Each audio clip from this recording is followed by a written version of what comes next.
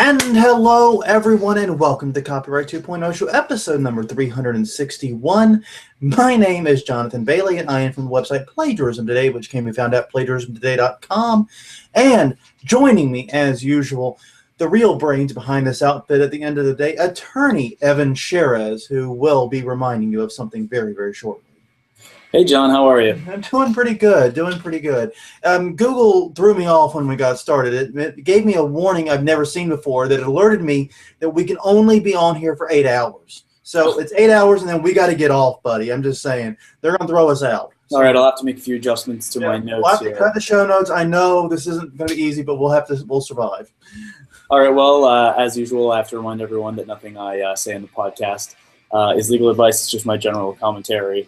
But now that that's over with, we'll jump into some of these stories. Yeah, this is a very interesting week, and we're starting off by revisiting the blurred lines case, but we get to talk about an amendment.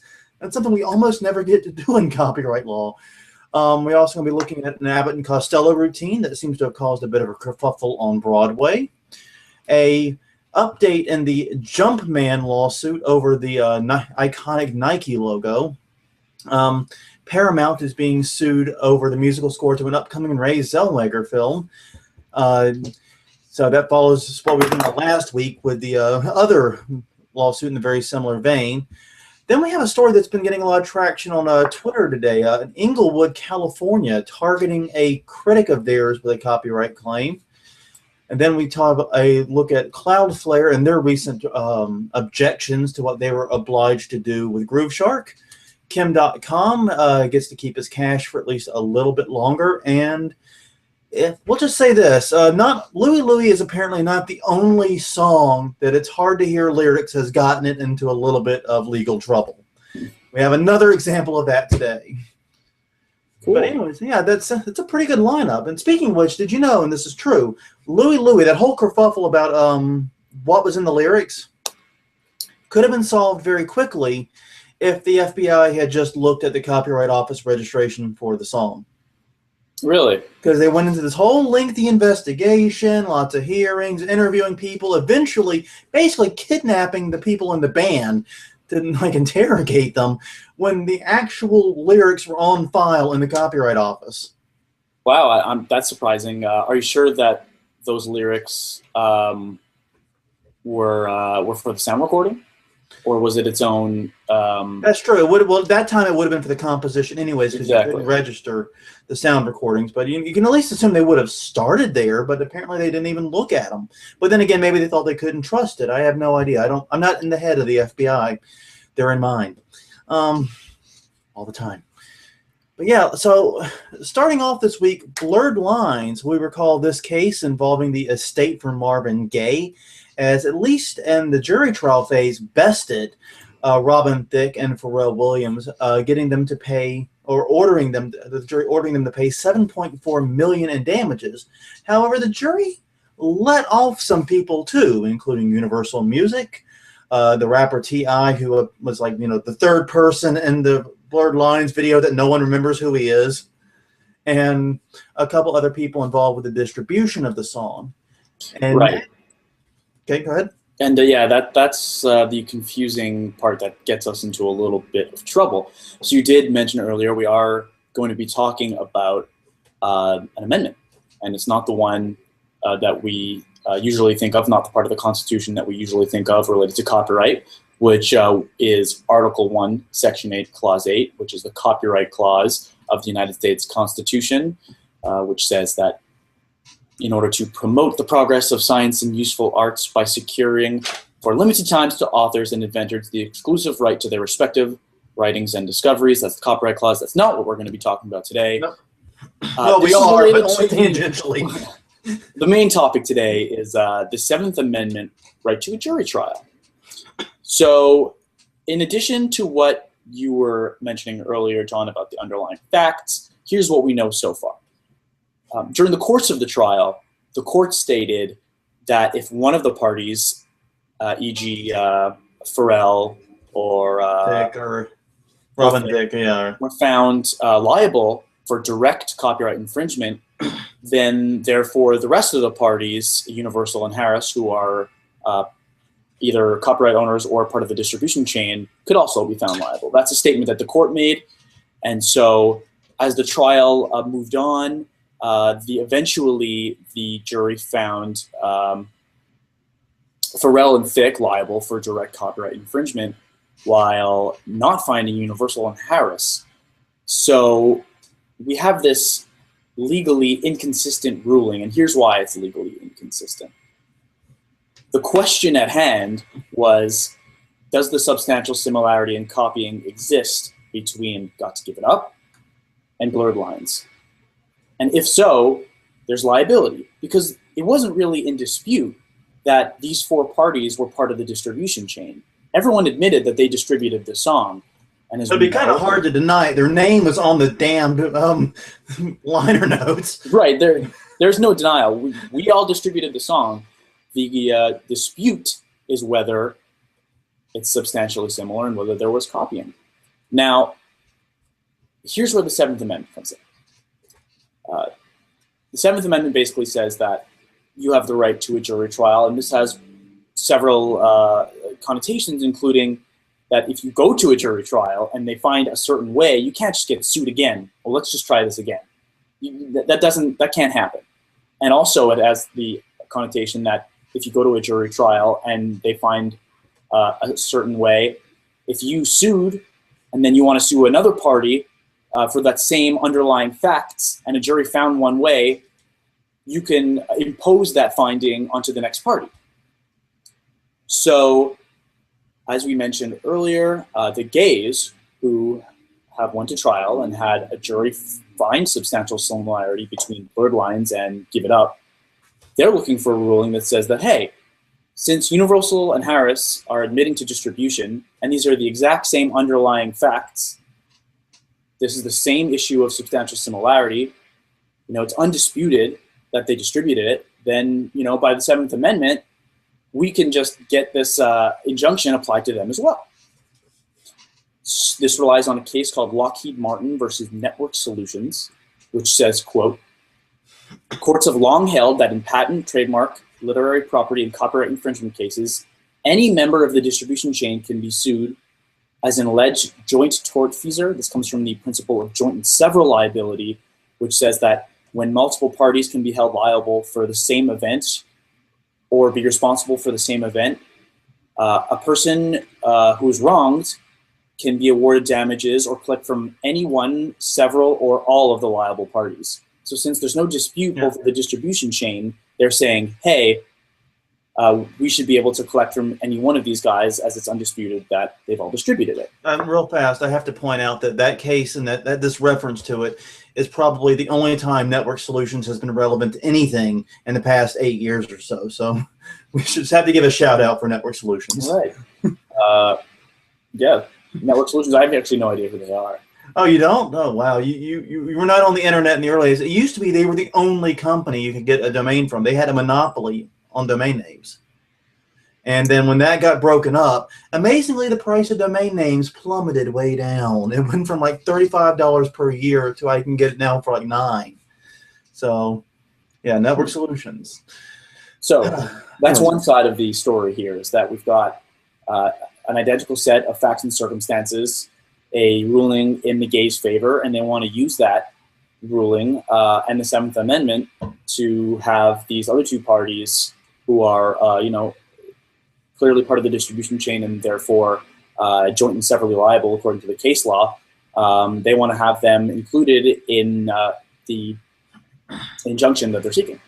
However, at the same time, Universal comes back and says, the Seventh Amendment equally says that if we've been tried, or if we've gone through a trial and been found not liable, which is exactly what the jury found here, then we have a Seventh Amendment right to not be included in this injunction because we've already gone through this. They've found us not liable. And so we have this legally inconsistent verdict.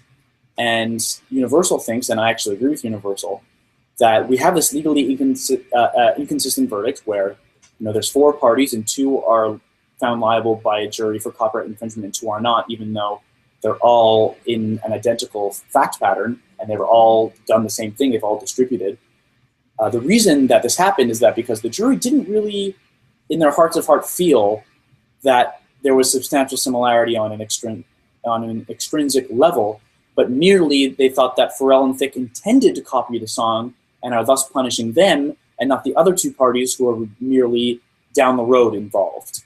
So they're appealing, or no, I'm sorry, not appealing, they're looking for a new trial based on this lack of extrinsic evidence. And so one of their arguments is that, hey, we have a Seventh Amendment right to not be included in this injunction, but not only that, there should be a post-trial review of what was found, because as a matter of law, if you look at the extrinsic test, which asks for a jury to, when making the analysis between the two pieces, to discard the uncopyrightable elements of the first piece and then objectively examine the similarities between what's left and the new piece, which would be what's left of Got to Give It Up after some of the uncopyrightable elements are gotten rid of. Compare that with Blurred Lines. Yeah. And it's interesting because when we think about like a collision of rights, we typically think about like one amendment against another, you know, the idea that, you know, your freedom of speech, you know, versus, you know, the other versus like your freedom of religion, another person's freedom of religion, for example. You think of like collisions between different rights, but here we have a collision of a right within itself in a weird way. The right to the jury trial is doubled back and is biting itself almost. Absolutely. And it comes from this legally inconsistent conclusion that 4 parties to the same distribution chain, only 2 of them are found guilty not guilty, found liable for copyright infringement. It's very odd. It's something that it would be like if you, me, and 2 other people decided to rob a bank, and we all admitted that we were together and doing the same thing at the bank at the same time, but only 2 of us were convicted of robbing it. Yeah, that's similar. So what happens with the other 2? Another big piece of this story is the Seventh Amendment issue, but it's also what I was alluding to just a second ago, which is this motion for a retrial.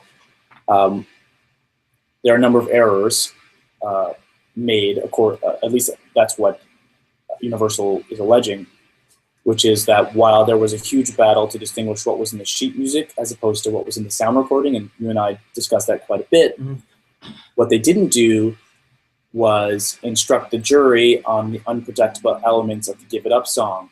And they rely on a case called Harper House, where a new trial was granted based on that basis. So for those listeners who don't quite understand it, not everything in any given piece is copyrightable. I copyright the word "the." Exactly. That's mine. A simple way of putting it. If you have a painting of, you know, a man in a house with a green tree and a number of other pieces, you know, the totality becomes a copyrighted piece, but you don't get the exclusive right to make a green tree. Just like in the song, the proper way to analyze the situation is that you take the unique elements of the song and you compare that to Blurred Lines. You can't take the fact that there's drums in it and say, oh, they both have drums, therefore there's some sort of similarity. It doesn't really work like that. You have to look at very specifically what was creative, what was copyrightable in the song, and then use that as the analysis. But unfortunately, or allegedly, that's not what happened in this case. Yeah, and it was a very bizarre jury award from the beginning. A lot of people noticed that. And they do seem to be setting the stage for a retrial on this. I think that there's some pretty solid arguments for a retrial just because of the inconsistencies in the ruling. But that being said, as we have seen in other cases, if you're already on the losing end of one jury trial, another retrial may not be what you want. It may get you a reprieve, but as like with the Jamie Thomas case, for example, things can actually go worse upon a retrial. You're rolling the dice again. And right now, Universal and TI and others are in a decent position where a jury said they're not liable. But if they roll the dice again, you know, obviously they're going to hope that the new jury is going to find completely different. But there's always the risk and always the possibility the jury could go, yeah, all you guys, everyone. Well, right now they're fighting an injunction that would essentially for all intents and purposes, other than the financial penalty issued to Thick and Pharrell, they essentially are going to be liable if this injunction goes through. So, although they don't have to pay the money, they'll have to stop, selling and the whole distributing. operation. And that will, of course, pull down the Blurred Lines music video, and that will make a lot of people very upset. Of course, you have to look at all your licensing agreements and tons of small little ways in which you may be using that piece. I mean, everything, and that impacts absolutely everything from it being played in like bars and restaurants to every place possibly. Because I think it was the composition and the sound recording of Blurred Lines that were at issue. So it could get very, very ugly for them having to unwind a lot of agreements like that. And that's what this really is about. I don't think the Gay estate has any real intent of causing this song to be pulled out of distribution. They won't leverage to negotiate a settlement that is favorable to them. It's possible. It is. That's what it probably is. Usually with these types of injunctions, they're not actually looking to get rid of it or make it go away. They're looking to get the pressure and the imminence of one and then hammer out an agreement before it actually takes effect. Because usually these injunctions, they get like 30 days or something to comply with it. Well, in that time, while they start to work on it, they can negotiate an arrangement to keep it going, regardless of the injunction, and undo the injunction. So, John, I was listening to the Copyright Society, the U.S. Copyright Society actually had a panel that discussed this case. Oh. And one of the main things they mentioned was that this case doesn't change the law, and that this is merely a shining example for lawyers to never let your clients talk to the press. And so I thought about us talking and saying exactly that a few months ago. So props to us for nailing the implications and effect of this case way earlier, and having some great legal minds agree. Yeah, and that's one of the things is this case was sunk very much in large part by Robin Thicke and all of the stupid things he said going into this about how he was on drugs, about how he doesn't remember it, about basically throwing Pharrell Williams under the bus. Don't let your clients talk to the press. There's a reason no comment should be your answer. There's just a reason. Well, who's on first? What story's next, John? Yeah, who's on first? Who's talking about it? Exactly. Hey, butcher this pun. Yeah, we did totally. Up to our usual standards. Yes, totally. Not quite as bad as one of my favorite memories of butchering this was from The Simpsons. Seymour Skinner and the Superintendent Chalmers, or Super Nintendo Chalmers. I'm sorry, I forgot I didn't say it right. We're doing the bit for like a student talent show, and they go back and forth, and Principal Skinner goes, "Oh, you seem to be confused because all of my players on my team have names that resemble questions." But yes, the iconic "Who's on First" bit by Abbott and Costello, one of the few bits that I've probably seen 100 times or more, and I still laugh every time. It's just one of those perfect moments of comedy gold. Actually has spawned a lawsuit as the heirs of both Bud Abbott and Lou Costello are suing the producers of a Broadway play, a comedy called Hand to God, which apparently features a character with a evil sock puppet on his hand. I'm not sure I get this. But the result of that is the boy and the puppet do the bit to impress a girl for about a minute or so in the play, and now the heirs of Abbott and Costello are suing, saying that is a copyright infringement, and they want their sweet, sweet licensing fees. Yeah, it's hard to make sense of this one. Yeah, because we don't really have access to the underlying.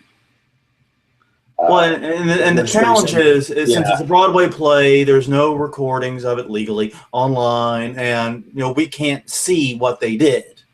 Right. I don't think that's where I'm confused. I feel like this is pretty cut and dry as to whether it's under copyright or not, as being the main issue, because the defendants claim that the material is in the public domain and that it was very seriously vetted by their counsel, and the plaintiffs seem to think that it's under copyright. So without, I guess, access to some of the discovery, it's hard to really comment on it. All I could really say is that I don't really see a fair use issue here, and I don't think the litigants do either. They pretty clearly take what is the heart of the work without licensing any of it. So, and you can't say they're parroting it or anything like that because it was already a comedy routine. You can parody a comedy routine. That's just not what happened. They just literally borrowed it, and he uses it to try to be funny too. I think. Exactly. In the they're film, using it. That's what I meant. They're using it in a comedy, so they're using it in the exact same capacity and the exact same way it was originally intended to be used. Exactly. I can see what I was trying to get at. Very poorly. Painting, copying the sketch in like some transformative way, being a really good fair use. Yeah. Using it to comment on some. But with the sketch in the first place. But when I think of this case, I actually think back to the Happy Birthday lawsuit that's ongoing, and the realization that a lot of this public domain stuff, especially when you get stuff that's older than like 50 years, gets really confusing really quick. Because you have a lot of stuff, because the Pre-Copyright Act in 1976, you had to do these refilings and do this maintenance of your copyright. And if you had it properly maintained up to a certain point, then you got the automatic full term. You know what I mean? Right. And the only thing that I was able to find out was that, and this was first published in 1935, which, if everything was done right, should still be under 1928 is your magic date still. Yeah, so I don't know where the Hand to God lawyers came to the conclusion, or how they came to the conclusion that this was in the public domain. They might know something that we don't know, but it's hard for me to imagine a situation where the heirs of Abbott and Costello would sue without some sort of legitimate foundation. Yeah, and it seems more likely to me that the Hand to God people were hoping to get away with it, and maybe their lawyers made a mistake than the other way around. But that's purely speculative. That's purely speculation. Neither of us can know what's up with this. And honestly, I think this one is never going to make it to trial. There's going to be some kind of ruling on whether or not it's in the public domain or not, and that'll be the end of it. They'll either settle quickly because moving forward doesn't behoove anyone, or they will dismiss it. And that'll be the end of it. One party could just win as a matter of law, because there really isn't an issue of material fact that we see yet. There may come up, material fact may come up where people may dispute when it was actually written, whether there's a previous version that was published, etc. We may go back to that pre-76 Copyright Act imposition of automatic copyright, which began in the 80s. This may be an issue of publication or when was it written, that sort of domain. Yeah. So we'll be keeping an eye on this, because I do love the routine so dearly, and obviously, if this does rule that the routine's in the public domain, it does not mean all of the videos of it are in the public domain either.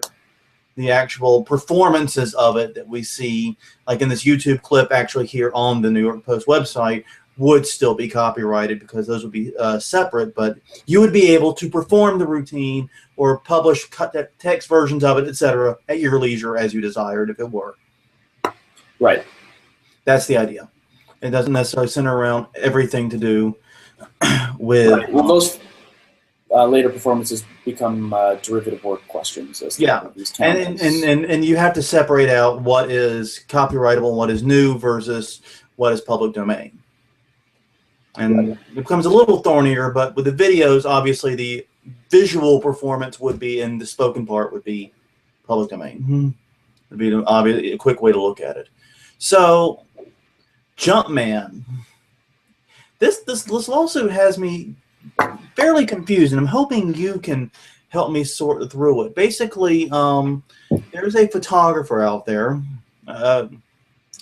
who apparently shot in 1984 Michael Jordan back when he was still in college, and shot him in the iconic, what we think of as the Jumpman pose, reaching for the hoop with the ball and his legs spread wide open like he's flying through the air. It became the iconic Nike Air Jordan logo. Now, he says that he gave Nike a limited term license to use it as part of the logo. Basically, in 1985, he says he gave them a 2-year license, and that they continue to use it well past it. And now he's suing it now. And this is I think one of the side effects of the Raging Bull case, in which, in that case, it was ruled that a really long delay in bringing your lawsuit didn't bar you from bringing a copyright claim. So that's what's happening here is, yes, he's waited a long time, but now he can bring the claim.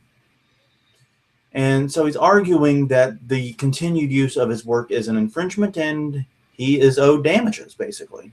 Right. So, like you said, we have a photographer who catches Michael Jordan in 1984 in his famous Jumpman pose, which maybe I could quickly recreate with his left hand out in the air. He's got a ball in his hands. It would be best for me to maybe find a photo.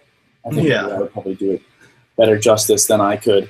I'll pull up one on my phone here shortly. But I think most listeners know it's fairly iconic. It's on almost all of their basketball gear. He licensed the photos for use in Life magazine, and then the next year, like you said, Nike does another photo shoot with him using a similar pose, and then paid $50,000 for a limited license for 2 years. And of course, they've continued to use it. And he's now saying that this new image, the image they've been using for the last 20 years, violates his copyright in the original photograph. I have to say, yeah, it's not exactly new when it would be almost old enough to drink. So copyright in photographs are a unique part of the law. There's generally 3 different types of photographs that you gain copyright in, and there's 3 unique ways to get copyright in photographs. One is if a photograph is unique in rendition. So that's the lighting, the setting, the flare, the color, the way you make the photographs. For example, if the Apple, that iconic Apple commercial that's black and white, and it's a video anyways, a black and white, and he throws something into the screen. You know which one I'm talking about? Yeah, I know what you're talking about. To it, and they've set that up. So if you have a photograph that's like that, where you have a very unique lighting or unique setup, for really lack of a better word, you gain a copyright in the photo and in the way you set it up. So if someone else tries to copycat the way you set up the photo, you have a copyright claim against them. Mm-hmm. They can not only not take the actual photo itself, but they can't copycat the way you set up the photo.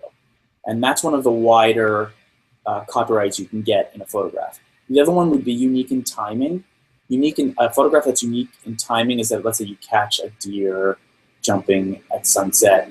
You've really caught a very unique moment, and then that becomes a photograph that's copyrightable via it's unique in time. You really only can stop people from using that exact photograph. Anyone else can go and photograph the same scene as you. Yeah, you cannot copyright the sun, as it turns out. Yes. So many, I'm sure, have tried. You cannot actually do it. Right. So you get a copyright in really only your photograph in that sense, because if someone wants to recreate, or someone happens to get lucky enough to catch the same photo, you really don't have much of a cause against them.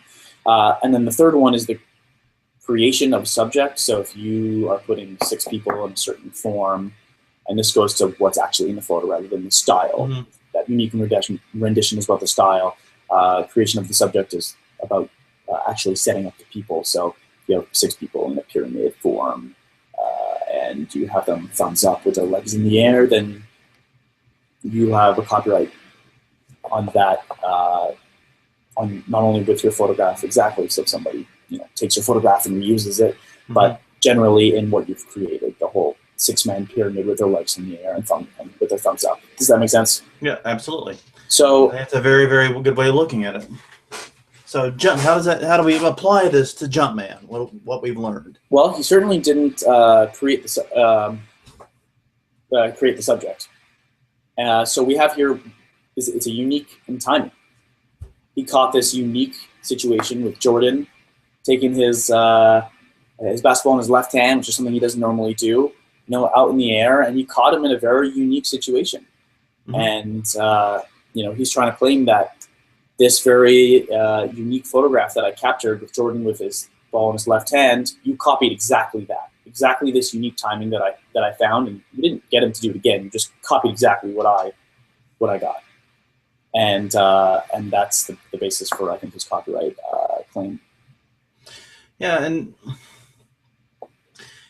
he's admittedly in something of a tough spot with this lawsuit, not just because of his delay, which not only does it, make him look a little bit, in the eyes of the court, I'm sure, it raises some questions, but also it makes it difficult for him to prove his case, because a lot of the stuff that happened around that time, I'm sure memories have faded, evidence has faded, etc. This is one of the reasons why we have statute of limitations on laws, is because these things happen. Right, and in addition to that, the judge was skeptical about the uniqueness of his photo, the limitations of his copyright claim. She was saying that you're claiming ownership over Michael Jordan jumping in the air. What exactly are you claiming ownership of? And he said, well, no, I got this very unique capture of him with his basketball in his left hand, which he never does since he's a righty, and therefore I have some ownership in this unique timing that I caught, and Nike has therefore tried to copy exactly what I did by taking his form exactly, putting it into black and white, and then claiming it as their own intellectual property. Yeah. Or not claiming it as their own intellectual property, but violating a license by overstepping their bounds and doing much more than I allowed. Yeah, and as you said, the judge in this case was very, very, very critical of the arguments being brought by the photographer, really asking some very pointed and very difficult questions. You can tell he was struggling to give answers that would help his case as he was responding. But, it is interesting to know that the judge points out that he has the only opinion in history to cite the movie Zoolander. So I think that was something that he said. Were they alluding to one of her previous decisions? Yeah. So yeah, I think she was tooting her own horn. Yeah. And it was a relevant decision he made too in the Billy Elliot case, as they're talking about, which dealt with similar issues of what is copyrightable, if I remember correctly. So right. Well, Nike felt that there really are no distinctive elements to the photograph. That, yeah, buddy, you caught Michael Jordan jumping and dunking a basketball. That's what he's done 1,000, if not 10,000, if not 1,000,000 times in his life. And all we did was copy that. Was do that as well with our logo. Yes, it turns out you can't copyright Michael dunking a basketball either. Otherwise, Michael Jordan would own that, and he would own you. Well, he would just completely own everything. The only person who owns the copyright is the person who takes the photographs and fix the creative expression in a tangible foundation. But that would Michael Jordan is hereby declared. That would be right, a publicity issue if you use Michael Jordan's face without his permission. Not Michael Jordan is hereby decreeing dunking a basketball a pantomime and is seeking a copyright on that and will sue all other NBA players that copy that pantomime. That's the plan. Yeah, well, there you go. We'll see what happens. The judge has to buy, Sindali's argument, who's the original photographer, that the pose is different, that the arm is different, that the human body is in a very unique way, and that's what I captured, and I have some ownership rights in that, and therefore Nike can't do that, and Nike is responding with what is likely to be the winning argument of, no, this is just Michael Jordan dunking a ball, and we're using that as our logo, and there's nothing unique about your photograph that isn't done 1,000 times. And I tend to agree with Nike on this one personally. Mm-hmm. But so shifting gears, talking again about the American Federation of Musicians. I did not even know this organization existed 3 weeks ago. Well, they're on a legal rampage now. They are a legal Godzilla. it seems. They have now filed a lawsuit, another lawsuit. Last week they filed a lawsuit against pretty much every movie studio I can name off the top of my head, saying that the movie studios, in violation of agreements that they have with the AFM, were reusing portions of soundtracks. And apparently the AFM, as part of its union, it's an organization that represents songwriters for movies. And basically they have an agreement, like a union agreement, that when a songwriter composes a song for a film, it is used only in that film, not in others. And the AFM basically compiled a laundry list, which I'm sure is going to go straight to some trivia lover's head immediately about, where all these songs are reused from A to B. This is going to be a Trivial Pursuit, I'm sure, is chomping at the bit for this. But regardless, they've now filed another lawsuit in a very, very similar vein here. In violation of the collective bargaining agreement that the organization had, which says that every movie that's produced in North America must be scored in North America. And apparently in a violation of that, Paramount had the film scored in Slovakia. So from the appearance of the second lawsuit, it seems like they have another blue chip lawsuit on their hands, because that's how I felt about the last one too. So obviously they were quite fed up and have taken every chance now that the movie studios have given to them to exercise their legal rights. And you get the feeling the AFM was kind of getting pushed around a little bit by some of the movie studios, that maybe they weren't they weren't one of the larger trade groups, one of the larger union groups. Because, the movie studios don't mess around with the Actors Guild and the Screenwriters Guild, etc. They don't play with those guys. But apparently the AFM feels that they were getting played with a little bit, either intentionally or unintentionally here, whatever was going on. And now they are, like Twisted Sister, they're not going to take it. They are filing lawsuits like crazy now. And so, this is really interesting. The story here to me isn't necessarily this actual lawsuit, but that this is the second one by this organization in as many weeks. Like I said, from a group we have heard nothing from for years. Right. We discussed last week how it's never good business to sue your customers, and it's never good business to sue your suppliers, et cetera, et cetera. So things must have been building up for a long time, and you have a serious breakdown of the relationship between studios and this particular workers' association. And so they're taking stuff that is usually resolved without the legal system right to the legal system. And both of these lawsuits, if all the allegations are true, seem to be pretty one-sided events. So we'll keep following them, and we'll see what happens. And I think that brings us to our next story, unless you want to. The only other thing I was going to say is I didn't realize Slovakia was the music composition powerhouse it apparently is, to get the attention of Paramount. But it's probably exactly not that. Exactly, that's what they went through.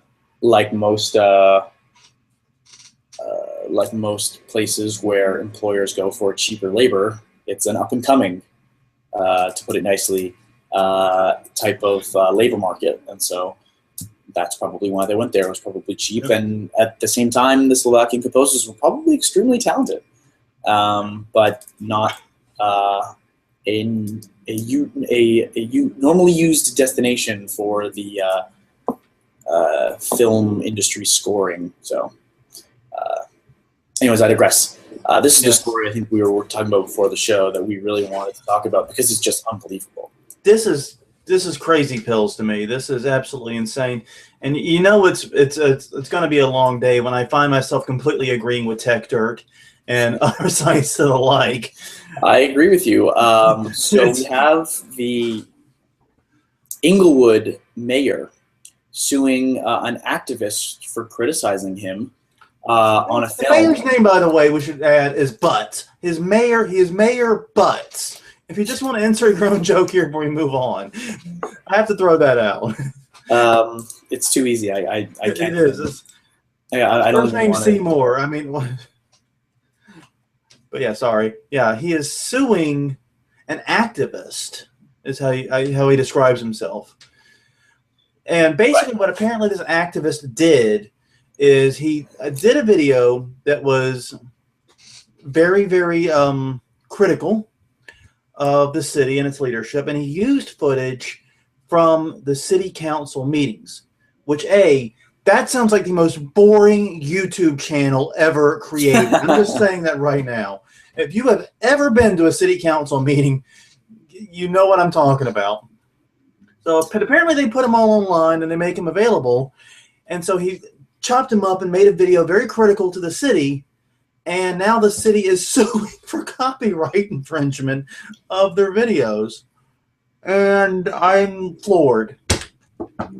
Literally, I am floored. You know, just that's the exact same reaction as most free speech groups around the country had, such as the First Amendment Coalition, jumped in and said, quote, "How could Inglewood officials and their lawyers possibly have concluded that suing one of their more outspoken critics in hopes of unplugging his unflattering videos was an appropriate use of taxpayer dollars, question mark. This is America, not Iran. The only reasonable conclusion is that this lawsuit was cooked up to shut Don't drag Iran into this. We know Iran doesn't expect intellectual property of any type. This wouldn't happen. I'm kidding. But, yeah. No, they have a very fair point. You know, I haven't seen the videos, and even if this guy, you know, was inappropriate and, you know, went too far, or, you know, throw whatever, you know, words you want or describe him as you prefer. It just doesn't matter. No. This is not what copyright was intended for. You can't shut up a critic using copyright.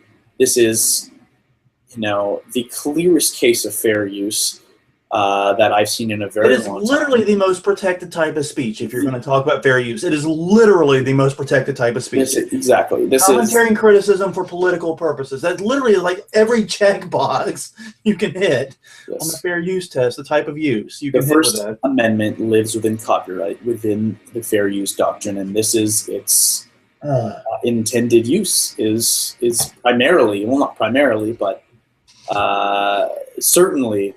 A large consideration in the fair use doctrine was First Amendment criticism for political reasons, and you know, you nailed it. But this is a ridiculous lawsuit, and I hope the judge takes this opportunity, takes his platform, his what do they call the president's bully pulpit?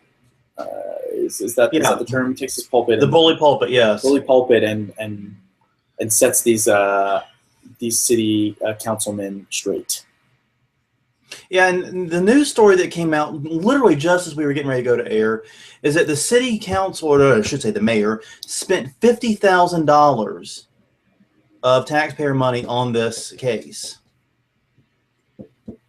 I mean, just think of all the things a relatively, I mean, I'm not saying Inglewood's small, but a modest city could do with 50 grand. You know what I mean? Yeah. You can hire, you know, and for certain positions, you can hire like 2 people, you know? It's 2 jobs. It's potentially 2 jobs. And so the whole thing is just absolutely insane to me. And the other question I have is this the city of Inglewood saying that they have a business model for licensing these? I'm just curious because how is the use, other than, of course, the criticism, harming the city of Inglewood? And I know that's not necessarily everything in the test, but I'm always a little curious about that because usually when you sue someone for copyright infringement, you're saying, this is harming me because of X. I'm losing revenue. It's, you know, costing me clients. You know what I mean? You have a way it's injuring you. The copyright infringement is injuring you. I don't think there's a market for licensing City of Inglewood City Council meetings. I'm just tossing it out. The whole revenue becomes a question of damages. Yeah. And it becomes a question of balancing the equities in the fair use. You don't necessarily need to show that. Yeah. But in the strictest terms of figuring out whether there's a copyright infringement, right? You have your exclusive rights and those are violated, and then you either look for an injunction to stop it from happening, and or statutory damages and or your actual damages, and that's where you'd have to argue that you got this. And you're right. You don't have to have it. You don't have to have it to make your claim, but you have to have it to have sort of a sane and logical reason. Right. I mean, copyright infringement suit. Which is the problem. Which is what it does not exist here in this case. But this exactly. is a clear attempt to. That's what's completely absent. And that's why it's. The other thing I glean from this is that there must be somewhere, God help us all, they must have registered all of these city council meetings with the U.S. Copyright Office. Right. And I pray no poor member of the Library of Congress actually tries to watch them. They probably did it after finding the critical videos. I can't imagine they did this preemptively. You only have to have them registered in order to sue. They don't have to be registered at the time the tort happens, at the time the violation happens. The only real consideration there is that if they're not registered before the tort happens, you don't get statutory damages.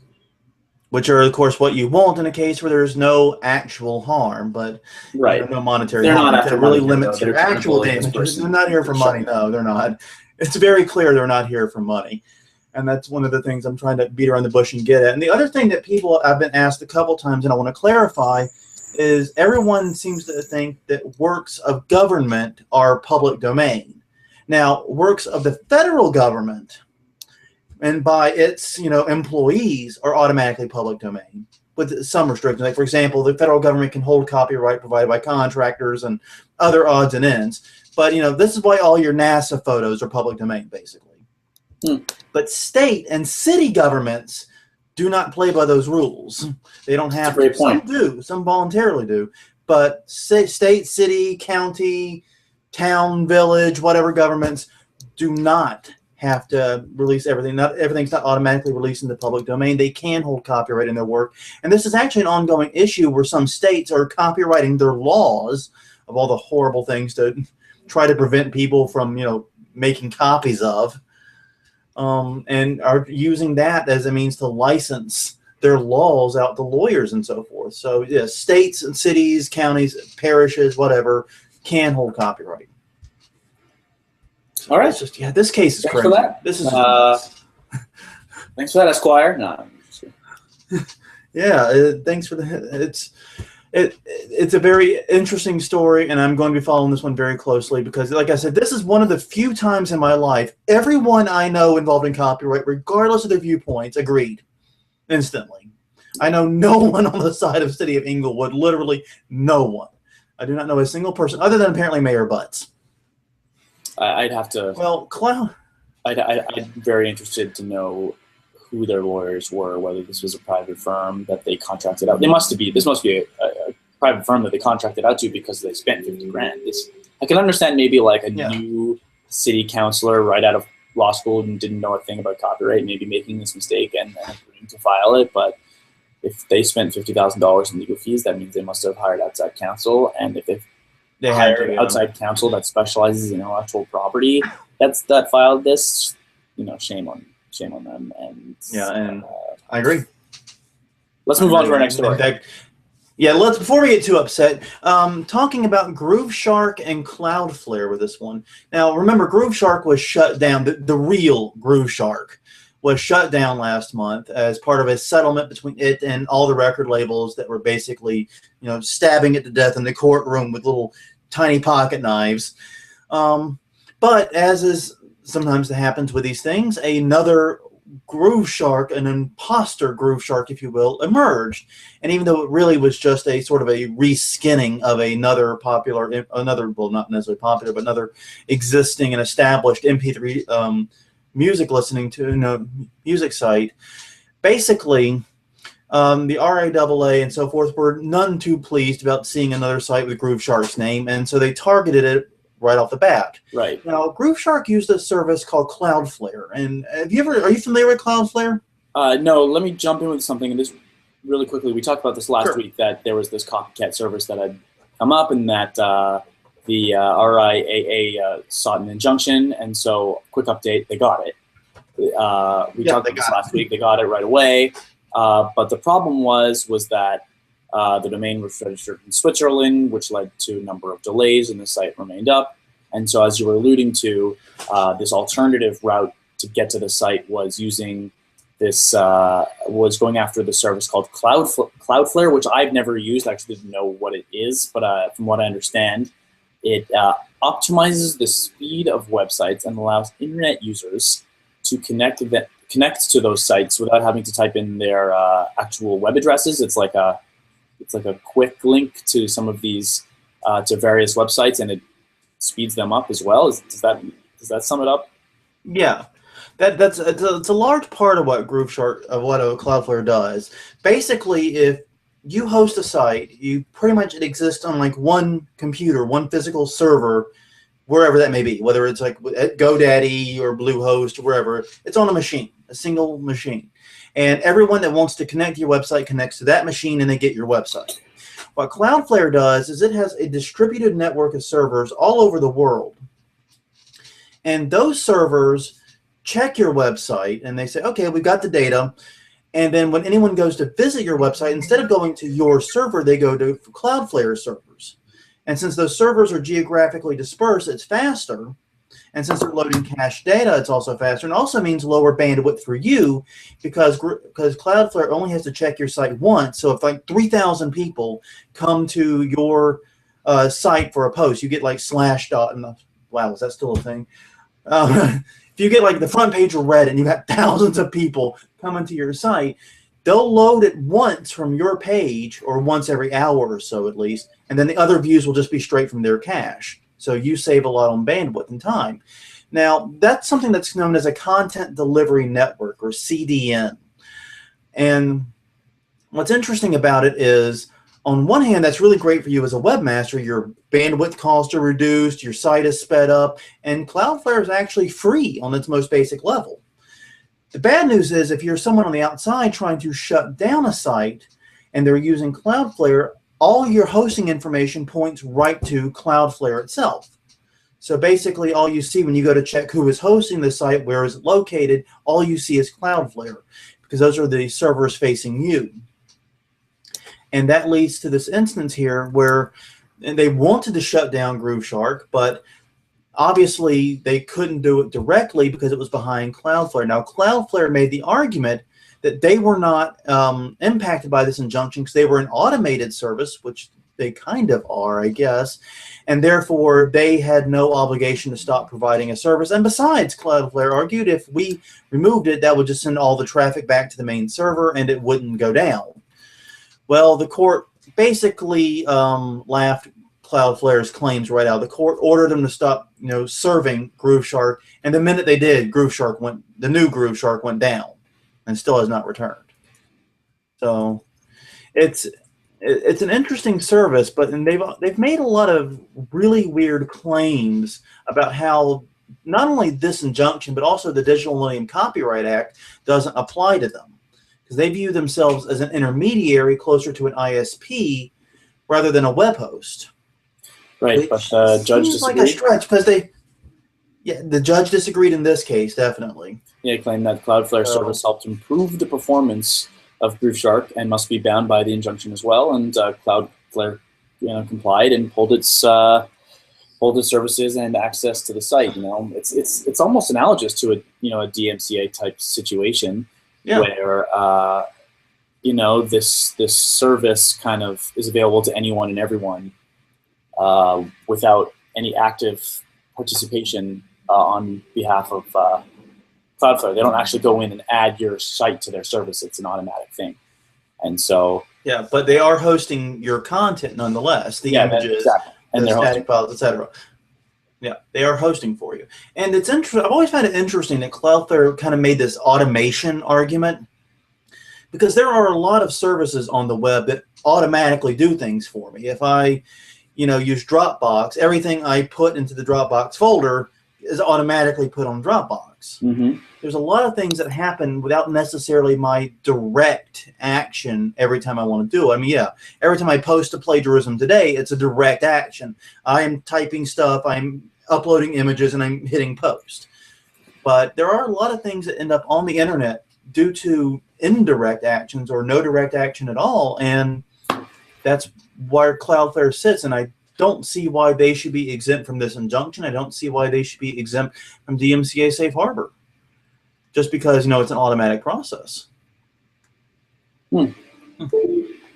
Sorry, but so yeah, shifting gears, let's talk about Kim Dotcom. Now, I think it was you and I that talked previously about an order in the United States which said basically Kim Dotcom is now a fugitive underneath our standards, and therefore we are ordering the seizure of nearly all of his assets, basically, is what it comes down to. This was one of the cooler stories, I think. The legal theory was known as the Doctrine of Fugitive Disentitlement, which basically stated that if a defendant, has fled the country to evade prosecution, then that person cannot make a claim to fight the government's seizure of their assets because, well, they fled and therefore they lost that right.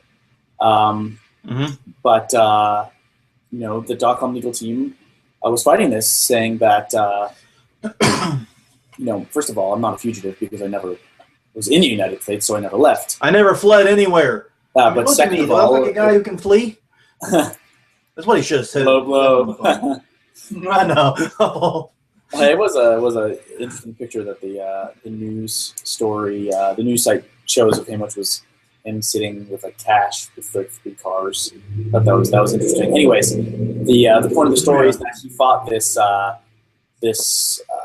denial of him fighting the seizure of his assets in New Zealand court, and the New Zealand court ended up siding with him, saying that in New Zealand they didn't recognize the concept of fugitive disentitlement, and that his assets should not have to be handed over as a result of that. And so they were trying to get his this forfeiture enforced in New Zealand by having the New Zealand government act as the hand of the U.S. government in taking some of his assets that remain in New Zealand, but he won his case. Yeah, and this goes back to one of the critical challenges you have sometimes with enforcing any kind of law on the internet when you have so many countries involved is, yes, you can get a ruling in your country and it may be completely fine and dandy within your borders, but at some point you have to take that to where the other person is and get them to enforce it, and that part is often much more complicated. And New Zealand's maybe not the best example, because New Zealand, of course, is a fairly Western country with its laws, but you get to other places especially things like some small Caribbean nation and whatnot, it could get a lot more difficult a lot more quickly. Yeah, so I think part of the reasoning behind the denial to execute the forfeiture or the taking of his assets is that the doctrine kind of fails the what test? When you listen to it, it's that anytime someone is denied the ability to at least represent themselves and make a case as to why something should or should not happen, your ears perk up and you're like, wait, that doesn't seem right to me. And so, the justification becomes extremely important, because maybe in certain cases it makes sense. Certain terrorist, examples I could see as to, if there's an immediate danger, that kind of thing. And so when the justification for not allowing Kim Dotcom to at least make an argument as to why his assets should not be seized or forfeited, if the reasoning behind that is, well, you fled the country, and you have to kind of make some mental gymnastics to figure out if he was ever in the country, or maybe his actions affected the country by creating mega upload, and therefore, his actions entered the stream of international commerce, which then ended up in the U.S. You're too many steps behind. And so I think, and this is just, again, my opinion, that maybe the mental gymnastics that were involved in figuring out why he was not able to represent himself is why New Zealand said, well, not this time. Well, it's very difficult to convince a judge that a man who is checking in with his local police department twice a week is a fugitive. That's what it comes down to. He's in New Zealand. He is definitely not a fugitive. He is, he's not hurting. He is in his mansion. He's doing well for himself, but he is having tabs kept on him. And yeah, as I said, the mental gymnastics, as you put it, is a bit far from the New Zealand perspective. Yep. All right. Well, finally this week, and did you have something else? Sorry. No, let's yeah. The band The Fall found itself at the center of one of the more comical copyright disputes in recent histories. Basically, it centers around their oh, come on, I just lost it. Their track Touch Sensitive, which I listened to a little bit of the music video and just said it wasn't for me, and which is weird. I usually love 90s music, and this is from 1999, but I've never heard of it. No, neither have I. But apparently there was some questions about who was the author of it. And long and short of it is that a producer was saying that, hey, he co-wrote this track, or rather at least an earlier version of it, with the lead singer of the band, and as a result of that, deserved 1/3 of the ownership, 1/3 of the authorship of the existing song. The current singer said, no, that was a totally different song. I don't know what you're talking about, blah, blah, blah. And so a lot of this came down to the lyrics, which if you listen to the song are pretty unintelligible. And both sides produced their lyrics that they claimed were in the song, and they didn't match. And there was apparently the judge not exactly believing the producer had provided accurate lyrics, but ended up actually siding with him, saying that, well, you obviously did make some contributions. I would normally give you 20% stake in the song, but since there was a previous agreement, you get 33%. So even though the judge didn't necessarily believe the guy, he still handed over 1/3 of the track's authorship. Yeah, co-authorship is a total mess when you try to look back at it, 10 and 12 and 13 years later, and that's exactly what happened here.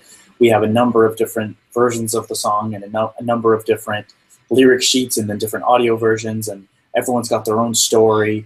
And so, the lesson here is if you're co-writing, I know that, it kind of is a buzzkill, but when you get to the higher level of artistry, you got to have the stuff down, and you have to have an agreement in place, and it has to be signed by everyone.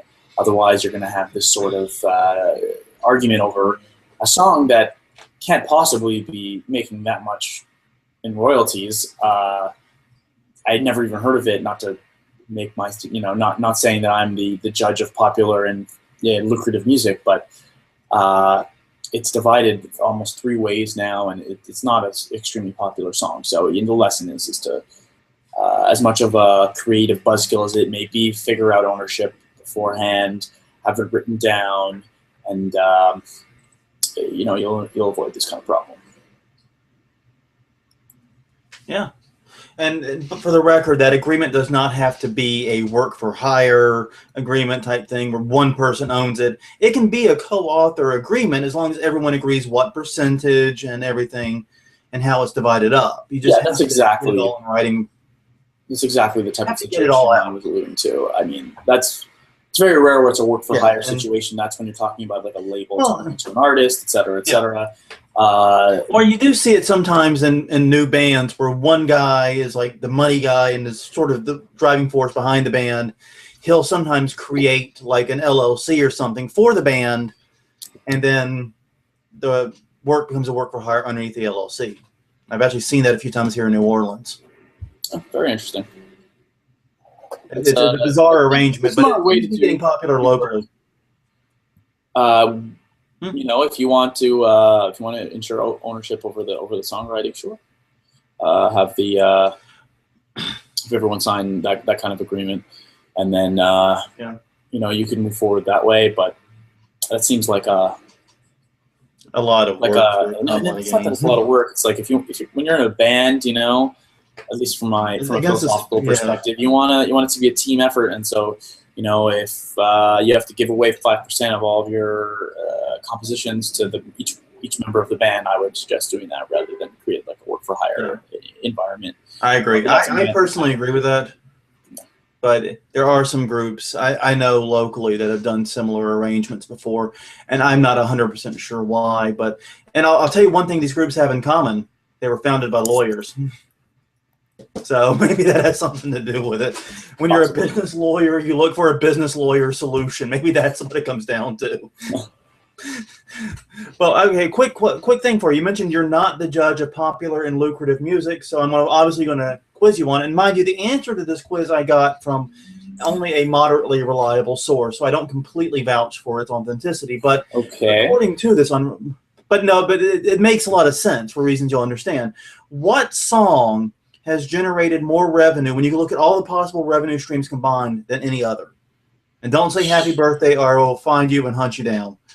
The most lucrative song of all time. Wow. All time. Question. Okay, so something gets me something pushes me in the direction is probably a gimmicky song, but I can't really think of any gimmicky. Okay, that's good. Was that on the right track? You're on the right track. You're on the very right track. And I would also add it's a song that has been heavily commercialized by various, I guess you would say, large real estate and large chain operations too. It has become sort of a chain unto itself and almost a lifestyle unto itself. Wow. These are great clues. I would think maybe like a Beatles song that was used. Yes, but not quite. Yes. Want me to drop it? Drop it. Let me know. Okay. Jimmy Buffett, Margaritaville. Think of all the casino resorts, all the restaurants. It is a multi-billion-dollar song annually because of all of the marketing and licensing. It has made Jimmy Buffett so much money. It's crazy. I'm sorry. Say that one more time. It's multi-what? It's a multi-billion-dollar song for Jimmy Buffett. Where do you get that digit from? Because of all the revenue it's earned from the casinos and everything. Where's the source? I'd have to find the source, but I've read somewhere that over the years it has earned maybe in its lifetime, maybe not annually. I think sorry, I said over every year. That I don't think that's accurate, but I do think over its lifetime because it's had a long lifetime. Well, John, on that note, I'm gonna bust out my guitar and start composing some islandy type songs for no other. Yeah, apparently you should try some trop rock. Yeah, try some trop rock. It might get you somewhere. And come to New Orleans when you do it. The Margaritaville here is closing down, actually. Or actually, it's moving, apparently. The news is unclear whether it's closing or moving. I've heard both stories at this time. Well, I wait with bated breath as to the Margaritaville. I don't. I only set foot in there once on accident. I have been to the one in Key West, and that was the first one. I have been to that one. By the way, the one in Key West is like the size of the room I'm in now. It is incredibly small. Everything in Key West is small. Yeah, that's true. It is, but it's like even small by Key West standards. It's puny. All right, John. Well, hopefully we can meet up there sometime for a drink, and we'll do a live show from there. Yeah, that'd be great. Well, my name is Jonathan Bailey. I am from the website Plagiarism Today, which can be found at plagiarismtoday.com, and I'm username Plagiarism Today at Twitter, Facebook, Google+, Pinterest, LinkedIn, anywhere else you care to find me. And my name is Evan Sherris. You can find me on Twitter at Evan Sherris. You can see that right below my finger. The spelling of it is important. Yes, who are watching, and for those of you who are just listening, it is at EvanSheres. Feel free to connect with me on Twitter. And you know what? I believe that ends our show. Remember this, though Evan is very good at sharing, that is not how he spells his last name. On that note, thank you very much, and we will see you guys next week.